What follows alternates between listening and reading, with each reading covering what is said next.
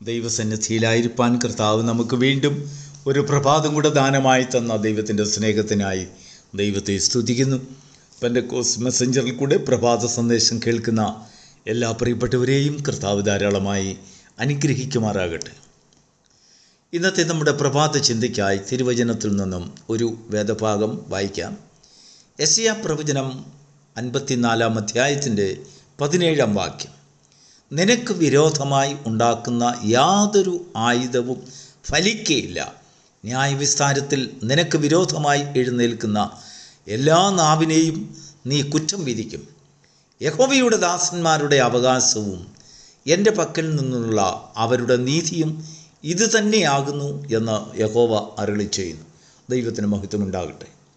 പലപ്പോഴും നമ്മൾ വായിക്കുന്ന പ്രത്യാശയുള്ള, സന്തോഷം തരുന്ന, നമ്മുടെ ഹൃദയത്തെ ആനന്ദിപ്പിക്കുന്ന, ദൈവത്തിൽ കൂടുതൽ വിശ്വസിപ്പിക്കുന്നതായ, ആശ്വാസം നൽകുന്നതായ ഒരു മഹത്വകരമായ വാഗ്ദത്തമാണ് ഈ പ്രഭാതത്തിൽ ദൈവത്തിൻ്റെ ആത്മാവ് നമുക്കായി തന്നിരിക്കുന്നത്. ദൈവവചനത്തിൽ അനേകം വാഗ്ദത്തങ്ങളുണ്ട്. നിനക്ക് വിരോധമായി എഴുന്നേൽക്കുന്ന ആയുധങ്ങൾ അല്ലെങ്കിൽ പ്രയോഗിക്കുന്ന ആയുധങ്ങൾ ഫലിക്കുകയില്ല. നിനക്കെതിരായി വെള്ളങ്ങൾ ഏറി വന്നാൽ, വെള്ളച്ചാട്ടങ്ങൾ വന്നാൽ, അഗ്നിഗോളങ്ങൾ നിന്നെ പരിശോധനയിൽ കൂടെ വഴി നടത്തിയാൽ അവിടെയൊക്കെയും നിന്നെ നശിപ്പിക്കാതെ, നിന്നെ മുക്കിക്കളയാതെ, നിന്നെ ജീവനുള്ളവരുടെ ദേശത്ത് വീണ്ടും അവശേഷിപ്പിക്കും എന്നൊക്കെ ദൈവത്തിൻ്റെ വചനത്തിൽ ധാരാളം വാഗ്ദത്തങ്ങൾ നമുക്ക് കാണുവാൻ കഴിയും. ഏത് വലിയ പരിശോധനകൾ നമ്മുടെ മുൻപിൽ വന്നിരുന്നാലും ശരി, കൊടുങ്കാറ്റുകൾ വന്നിരുന്നാലും ശരി, തിരമാലകൾ പൊങ്ങിയിരുന്നാലും ശരി, അവിടെയൊക്കെയും നമ്മെ സഹായിക്കുവാൻ ദൈവത്തിൻ്റെ ആത്മാവ് കടന്നു വരും എന്നുള്ളതായ വാഗ്ദത്തം നമുക്കുണ്ട്. ക്രിസ്തീയ ജീവിതത്തിൽ ദൈവം തരുന്നതായ വാഗ്ദത്തങ്ങളിലുള്ള ആശ്രയമാണ് നമുക്ക് മുൻപോട്ട് കടന്നു പോകുവാനുള്ളതായ ഒരു പ്രചോദനം നൽകുന്നത്. എന്നാൽ ഇന്ന് പ്രഭാതത്തിൽ നാം വായിച്ചതായ വേദഭാഗത്തിലേക്ക് നമ്മൾ വ്യക്തമായി അതിനെ ഒന്ന് വളരെ സൂക്ഷ്മമായി പഠിച്ചു നോക്കിയാൽ ആ വചനത്തിൽ കൂടെ ദൈവം നമുക്ക് തരുന്നതായ ഒരു സന്ദേശം അതിൻ്റെ പിന്നിൽ മറഞ്ഞിരിക്കുന്നുണ്ട്. എന്താണതെന്നറിയാമോ?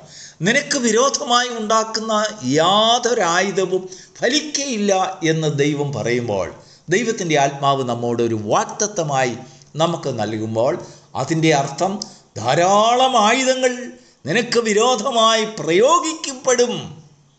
യെസ്, ഒരായുധം നിനക്ക് വലിച്ചില്ല എങ്കിൽ വേറൊരായുധം ഉണ്ടാക്കും.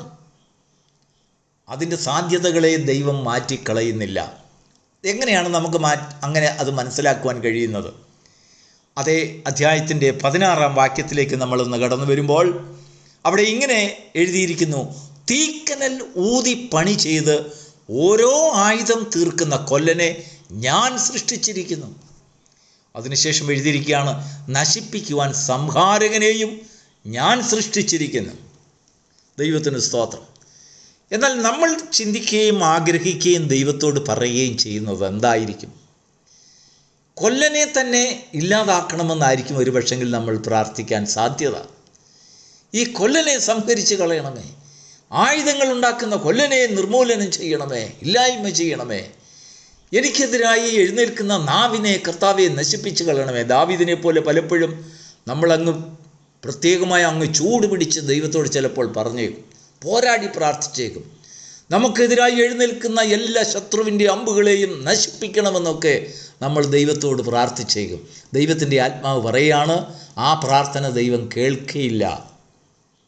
യെസ്, നമുക്കെതിരായി ഉണ്ടാക്കപ്പെടുന്നതായ ആയുധങ്ങളുടെ ആ പ്രൊഡക്ഷൻസ് ദൈവം നിർത്തുന്നില്ല. ആ കൊല്ലനെ ദൈവം സൃഷ്ടിച്ചു വച്ചിരിക്കുകയാണ്. കൊല്ലന്മാരെ ദൈവം സൃഷ്ടിച്ചു പുതിയ ജ്ഞാനങ്ങൾ കൊടുത്ത്. ഒരായുധം ഫലിച്ചില്ലെങ്കിൽ വേറൊരായുധം ഉണ്ടാക്കുവാനായി ദൈവം സൃഷ്ടിച്ചിരിക്കുകയാണ്.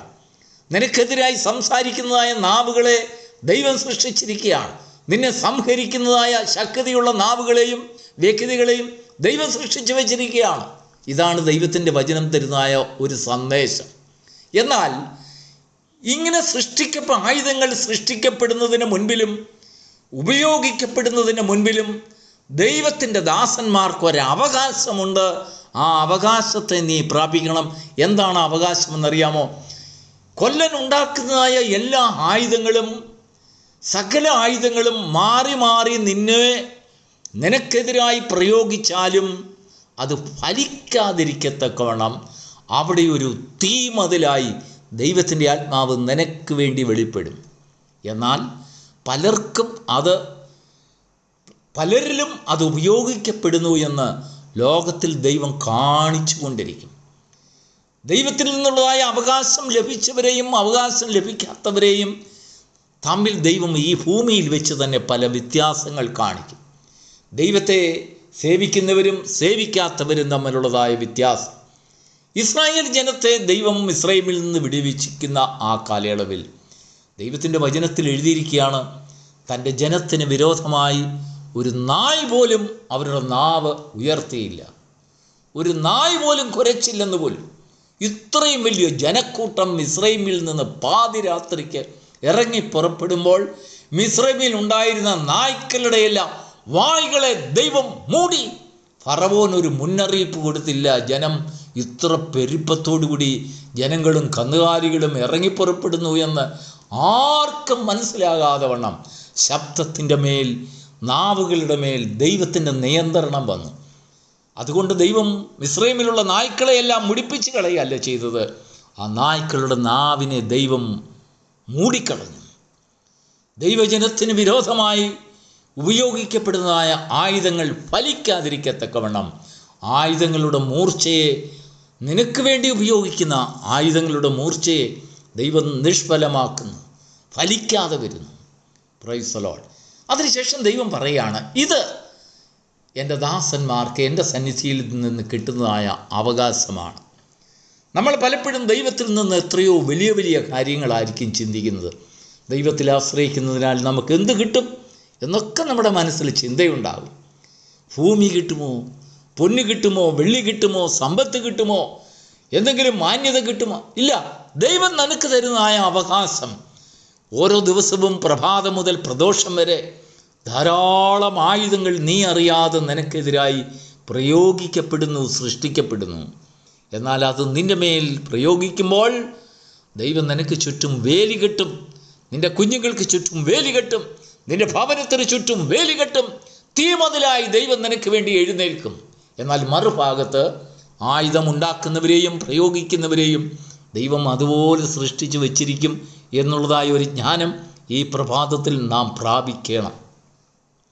നമുക്കെതിരായി ധാരാളം നാവുകൾ എഴുന്നേൽക്കും എന്ന് നാം ചിന്തിച്ചു കൊണ്ട് തന്നെ ഇരിക്കണം. അവരെ ഒന്നും ദൈവം മുടിച്ചു കളയുകയില്ല. ഇന്ന് നമുക്ക് വിരോധമായി സംസാരിക്കുന്നവർ നാളെയും സംസാരിക്കും. പുതിയ പുതിയ ആരോപണങ്ങൾ കൊണ്ടുവരും, പുതിയ പരിഹാസങ്ങൾ കൊണ്ടുവരും, പുതിയ കുറ്റങ്ങൾ ദൈവസന്നിധിയിൽ അവർ നിന്നെക്കുറിച്ച് ഉന്നയിക്കും. എന്നാൽ നീ ദൈവത്തിൻ്റെ അവകാശമാണെങ്കിൽ അതിനെയൊക്കെയും ദൈവസന്നിധിയിൽ അവർക്കെതിരായി മറുപടി പറയുന്നതായ ഒരു അഭിഷേകം ദൈവം നിനക്ക് തരും. അതാണ് ദൈവത്തിൻ്റെ ദാനം, അതാണ് ദൈവം നിനക്ക് തരുന്നതായ അവകാശം. ഈ ഭൂമിയും സകല സമ്പത്തുകളെക്കാളും ദൈവം നമുക്ക് തരുന്നതായ ബഹുമാനം അതാണ്. നിനക്കെതിരായി പ്രയോഗിക്കുന്ന ആയുധങ്ങൾ ഫലിക്കാതിരിക്കത്തക്കവണ്ണം ദൈവത്തെ സേവിക്കുന്നവരെ അനേകരുടെ മുമ്പിൽ വെച്ച് ദൈവം മാനിച്ച് കാണിക്കുന്ന ഒരു ഭാഗ്യകരമായ അവസ്ഥ. ഈ അവകാശവും നീതിയും നമുക്ക് ലഭിക്കുന്നുണ്ടെങ്കിൽ അതാണ് ക്രിസ്തീയ ജീവിതത്തിലെ ഏറ്റവും വലിയ വിജയം. അവിടെയാണ് മഹത്വം. അതിൻ്റെ അർത്ഥം കർത്താവിൽ ആശ്രയിക്കുന്നതിനാലും ദൈവത്തിൽ ആശ്രയിക്കുന്നതിനാലും നാം പരീക്ഷിക്കപ്പെടാതെയും ഉപദ്രവിക്കപ്പെടാതെയും ഇരിക്കുക എന്നുള്ളതല്ല. ശത്രു നിന്റെ മേൽ കൊണ്ടുവരുന്നതായ എല്ലാ ആയുധങ്ങളും നിന്റെ മേലിൽ പ്രയോഗിക്കും. എന്നാലും അത് ഫലിക്കാതിരിക്കത്തക്കണം ദൈവത്തിൻ്റെ കരങ്ങൾ കൊണ്ട് ദൈവം നിന്നെ മറയ്ക്കും. ഈ അവകാശം ദൈവസന്നിധിയിൽ പ്രാപിച്ചവരായി, നിശ്ചയമുള്ളവരായി, അതിനെക്കുറിച്ച് ഉറപ്പുള്ളവരായി, ഈ വാഗ്ദത്തം നമ്മുടെ അവകാശമെന്ന് നമ്മുടെ ഹൃദയത്തിൽ ഒരു വലിയ ഒരു നിശ്ചയം നമുക്ക് വരുമാറും. ദൈവസ്നേഹത്താൽ ഈ പ്രഭാതത്തിൽ ദൈവം നമ്മെ നിറയ്ക്കുമാറാകട്ടെ. ദൈവത്തിൻ്റെ ആത്മാവിൻ്റെ സൂക്ഷിപ്പിനെയും കാവലിനെയും കുറിച്ച് ദർശനമുള്ളവരായി, അതിനെ ലഭിച്ചവരായി കാണുവാൻ ദൈവം നമുക്ക് ഭാഗ്യം തരുമാറാകട്ടെ. God bless you.